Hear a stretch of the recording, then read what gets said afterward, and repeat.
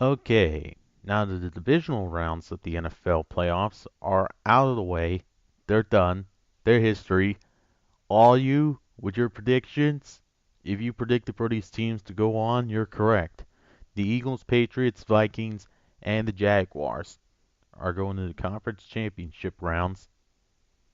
Four teams battling out in the AFC and NFC to see who will represent each side in the Super Bowl. Back to my point. With the playoffs out of the way, or the divisional round rather, with the playoffs out of the way, it's time once again to rank the best of the best and the worst of the worst, starting with the worst of the worst, and that is the Atlanta Falcons Philadelphia Eagles game.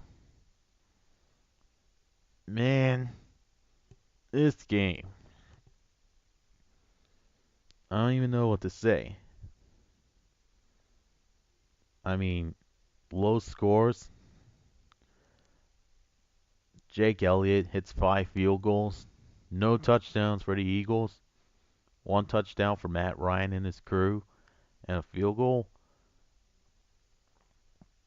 The only interesting thing about that game was watching the final play at the Atlanta's final drive, where it was 4th and goal, and it looked like Julio Jones would make a catch for a touchdown.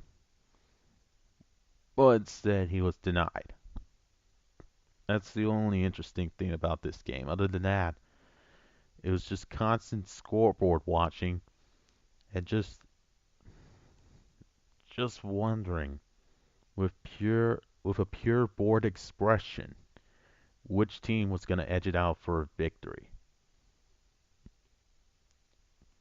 And the Eagles are so lucky that they have Jake Elliott for their MVP award this week. Because Nick Foles, once he faces Minnesota next week, he's really got to step up his game against Case Keenum and his Minnesota Vikings. Now, the worst is out of the way. Let's go to the second worst game to watch, and that would be the Tennessee Titans and the New England Patriots. 35 to 14. What can you say? You go from Tennessee having one of the best games in its entire run of the NFL playoffs this year to possibly one of their worst games they could have ever played. And not only that, they had me fooled for a second by thinking that with this Corey Davis touchdown on the first strike for Tennessee, that it was going to be a real competitive game. But, Tom Brady and his crew, they can't do no fault. He throws for 3 touchdowns. Dion Lewis, James White gets another touchdown. Danny Amendola has 112 receiving yards. Corey Davis has 2 touchdowns, but those aren't enough to get the Tennessee Titans competitive. I mean, you really had a lot of areas that need to be fixed in order for this thing to be competitive. And the other interesting thing that I'd like to note from Dick LeBeau is he got pressure on Tom Brady at times. He got his guys to get pressure on Tom Brady. That led him to some early third downs, which seemed like the Patriots were going to struggle, but we all know Mr. Magic Brady and Bill Belichick make it for a dominant home win, but a boring ass game nonetheless. So it's number 3 on the list for that reason. Now let's move on to the best of the best with the second most entertaining game of the NFL divisional round, which I really thought was going to be number 1 up until the game afterwards. Jacksonville beating the Pittsburgh Steelers 45 to 42. Man, the dynamic of both teams really changed from their regular season bout. You take a game, which was a Jacksonville blowout, with 5 turnovers on Ben Roethlisberger. You take a 30-9 game. You have Ben Roethlisberger throwing for 5 touchdowns, Leonard Fournette rushing for 3 touchdowns. Blake Bortles even gets a touchdown himself. Then you have an interception and then a fumble recovery touchdown by Teldon Smith, number 50 on the Jaguars. How could you not get hyped watching this game if you were a Pittsburgh or a Jaguars fan? Because once Jacksonville went up 21, people thought it was going to be it. It was all going to be over for the Pittsburgh Steelers. But when it comes time to perform, the Pittsburgh Steelers certainly didn't go without a fight. But the nail in the coffin was the Josh Lambeau field goal that sealed it and sealed the win for Jacksonville. It left the Steelers with no timeouts and only a minute to perform. And Ben Roethlisberger, he couldn't get the 10 points in time. There was no way. But yeah, close game nonetheless. A lot of really neat plays on both sides of the football. But with all that said,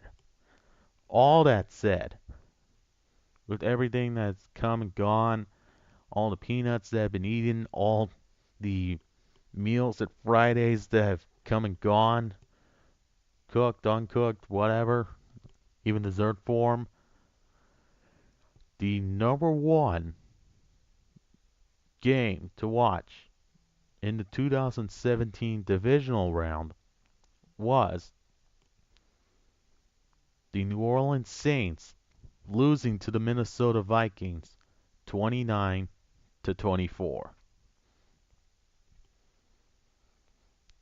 And I think all the excitement can be summed up with this.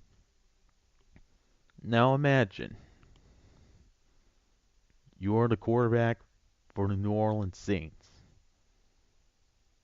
and you go into Minnesota thinking, oh, I'm going to give Minnesota their first playoff loss since beating them in the 2009 season when I won the Super Bowl. Now imagine, if you will, you throw 2 interceptions in the first half. Well, the Minnesota Vikings go on to score 17 points. 17 points. And they're both rushing touchdowns. One to Latavius Murray and one to Jerick McKinnon.